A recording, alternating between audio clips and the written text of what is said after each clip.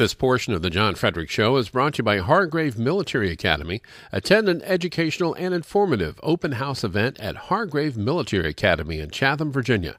For more information, visit online at hargrave.edu. Hargrave Military Academy. Build his future. I'm going to start with this Terry McAuliffe situation now with Green Tech. Let me give you my take on it. At the end of the day, do I think any of the McAuliffe actions with his Green Tech company is going to affect this campaign? I don't think so.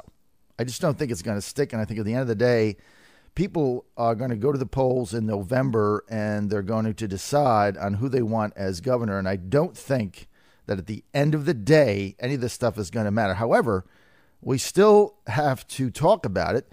And one of the issues that could turn the tide is the fact that Terry McAuliffe is presenting himself as an entrepreneur, which is fine. I mean, he did attempt to start these various companies, the majority of which have not panned out to what his ultimate vision was. But the real story here, I believe, is Terry McAuliffe's obsession in starting this Green Tech company and trying to leverage every possible state and federal grant or advantage out there. Now, normally when you start a company, you have to go to the private sector, get funding, or fund it yourself, put some of your own money in. And Terry McAuliffe, without a doubt, was absolutely obsessed with getting help from the government. I mean, he started with state government, went to Virginia, asked them for a deal during the Tim Kaine regime. They didn't think their EB-5 visa thing was too cool. Whatever happened, he just couldn't get it done. So he got a better deal, tax-wise, with incentives from former Mississippi Republican Governor Haley Barbour. So he opens his company up in Mississippi. Now, look, you know, he's got stakeholders, and so I've defended this decision because whether he's running for governor or not, he was the CEO at the time. He was responsible to his stakeholders.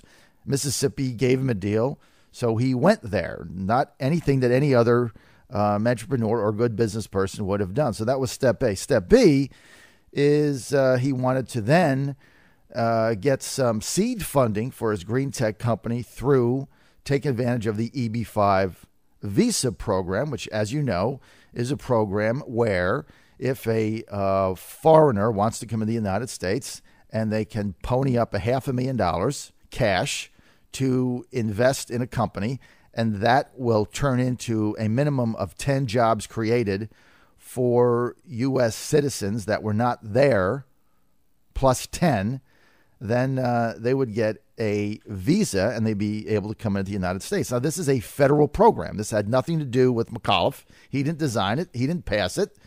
He was simply trying to take advantage of it. And so what's raised eyebrows is that when his EB-5 visa application for the $500,000 got stuck in the mud, basically then he went to various people, leveraged his contacts, and jawboned them in order to fast-track his application. Now, it's unclear as to whether or not his effort to speak to various people and get the audiences with people at the top, because he knows them and he's very well connected.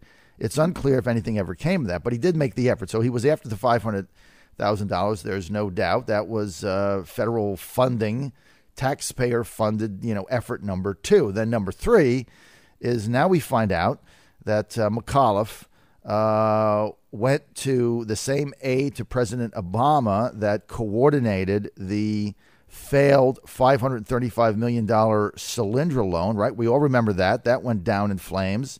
Solyndra claimed bankruptcy shortly after the federal loan went through.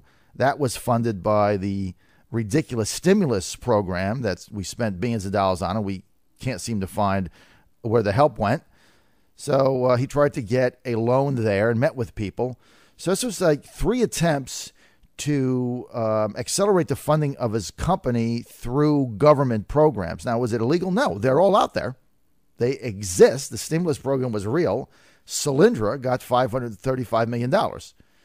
I don't know exactly what McAuliffe was trying to obtain out of it, but he was trying to obtain something. And he said, hey, if they can get $535 million and they're a green company and there's still this money out there, then I want to try to get my share of the pie. So now we understand that Terry McAuliffe and three of his aides met with the chief aide for President Obama that was in charge of these federal loans to startup companies that were green-oriented. We don't know exactly what happened with that. We do know that he didn't obtain the loan. But the question becomes, why not just start your company the old-fashioned way and raise capital through private funding instead of leveraging every possible state and federal government program out there? These are the issues that are going to dog McAuliffe during the campaign. But the reality is, this is really a lot of inside baseball stuff. He didn't do anything that we can see that was illegal. And you can't criticize somebody simply because they try to take advantage of every federal program out there. And I don't think at the end of the day it's going to matter in this campaign. This race for governor is very simple. It's going to be won or lost by swing voters, independents, and moderates who decide one of two things: whether or not they're even going to participate and show up on November 6th, and if they do, where they're going to go and who they think has a better vision for Virginia. Now, my problem with this campaign is very simple, and my criticism is equal on the two sides of the pie. Both of these candidates are absolutely obsessed with negative advertising, and that's all we're seeing. And as a Virginia voter, I take exception to this because I think it's an insult to my intelligence. I'm better than this campaign is, and quite frankly, so are you. And we have to start demanding these two candidates start to tell us exactly, from a positive standpoint, what they're going to do for Virginia and get off this negative campaigning. What we have here is the Cuccinelli campaign. Some of these consultants he's got have obviously decided they can't win on their own merits. So in order to win, they have to try this relentless campaign to paint Terry McAuliffe as a creep and a wheeler dealer. Well, we know he's a wheeler dealer. He's always done that. And some people can say he's a creep. And if you read the book that he wrote, it's kind of creepy. So that's what they're going to attempt to do. They absolutely believe that their guy is that the other guy is worse than them. So that's all we get, this relentless wheel of Terry McAuliffe did this and Terry McAuliffe did that, and Terry McAuliffe's a creep. This is just dominating the news cycle. Then on the other side, all we get from the McAuliffe campaign is this basically junk food agenda trying to paint the Attorney General as a social right-wing ideologue that whose main objective in life is to ban abortions, and he's obsessed with sodomy laws and all this other nonsense. It doesn't have anything to do with this campaign. And so we've got these both the McAuliffe and the Cuccinelli consultants going negative. Now, advantage McAuliffe. Why? He's got more money. I mean, if you're going to get sucked in to a tit for tat negative campaign, and the other guy is going to outspend you 3-1, you're going to lose. This is why I think the Cuccinelli Terry is a creep strategy is going to fail, and it's going to end up backfiring, and we're going to get Terry McAuliffe as the next governor of Virginia. If you're going to go negative, and that's going to be the centerpiece of your campaign to paint the other guy as something, you better be able to outspend him. Now, let's go back to the summer of 2012. Right now, right this exact time in August, what was happening? It was before the Republican convention in Tampa. Mitt Romney's campaign money was tied up until he officially got the nomination, because all of the donations that he had for his general election couldn't be accessed until he was the official nominee. The money that he had for the primary had run out.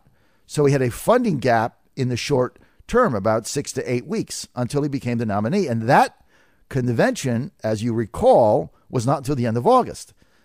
So what Obama did, who had more money at the time, because he didn't have a primary challenge, is they spent hundreds of millions of dollars on TV blasting Romney and trying to out-negative the Romney campaign. And the Romney operatives decided not to respond because they didn't have the campaign cash available. Now, they had it, but they couldn't spend it. The only alternative was for Mitt Romney to write a check. Well, you know, Romney had already put $20 or $30 million into his failed 2008 campaign, so he didn't want to stroke another check, so they decided to wait it out. They lost. That was a disaster. You know what? The turnout of Obama's machine certainly played into it. But there's no doubt that if you go and look back at the 2012 campaign historically, the fact that Obama was able to outspend Romney in painting him so negatively during the summer is, I believe, at the end of the day, what turned the tide, because when Romney became the official nominee, he couldn't overcome the branding that had been leveled on him during the summer. Now, the same exact thing is going to happen here. That's why for the Cuccinelli campaign, I believe this strategy is a failed one. The only way you're going to win if you're going to get outspent is by saying what you stand for. Now, what is befuddling to me is nobody has any doubt that knows the Attorney General that he stands for things. He's not squishy. He has firm beliefs. He's got policies. That's what ought to be going on TV. That's what should be going on the radio. That's the press releases that should be coming out so that we have a positive vision for Virginia versus the negative campaigning of Terry McAuliffe, because he doesn't have anything else, because he's on every side of every possible issue, just like Romney was in 2012. Mark my words, if they don't change the strategy, I'm talking about the Cuccinelli side, and go positive about what their candidate stands for and what their positive, bright vision is for their agenda in Virginia, Terry McAuliffe is going to be the next governor. This is the John Fredericks Show.